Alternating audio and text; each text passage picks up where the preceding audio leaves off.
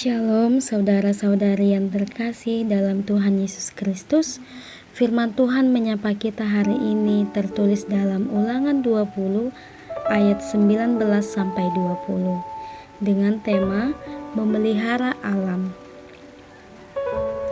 Sudah banyak pemberitahuan tentang rusaknya alam ini adalah karena ulah manusia yang semena-mena merusak lingkungan dengan membabat hutan sesuka hati, sehingga terjadilah pemanasan global dan rusaknya lingkungan di sekitar kita.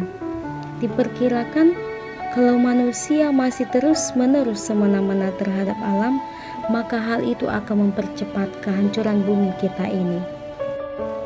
Firman Tuhan kali ini merupakan bagian dari hukum perang Israel. Dalam hukum perang, Israel meyakini bahwa Allah adalah pahlawan perang yang berpihak kepada Israel, yang selalu menyertai dalam peperangan. Selaku umat yang taat pada Allah, Israel wajib melindungi sumber-sumber daya alam pada waktu perang.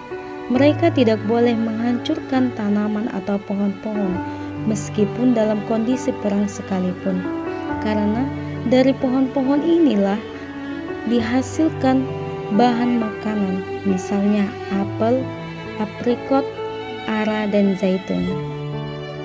Allah menginginkan kita menjaga alam untuk kelangsungan hidup manusia, untuk kelangsungan kita semua, karena sumber daya alam juga adalah ciptaan Allah yang tentunya juga adalah untuk kebutuhan kita manusia. Artinya, bagaimana kita mengasihi sesama manusia kalau kita tidak mengasihi alam? Oleh karena itu, sudah menjadi kewajiban kita untuk memelihara, merawat, dan menjaganya. Apabila kita taat kepada Allah yang menciptakan kehidupan, maka alam ini juga akan menjadi berkat bagi kita. Alam akan melengkapi kehidupan kita secara berkecukupan. Namun sebaliknya, bila kita tidak merawat alam, maka kesuraman akan menjadi bagian kita.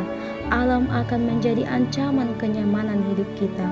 Maka terjadilah banjir, longsor, kekeringan, kekurangan sumber kehidupan. Alkitab mengatakan bahwa seluruh alam semesta ini adalah karya Tuhan yang diciptakan dengan sangat baik.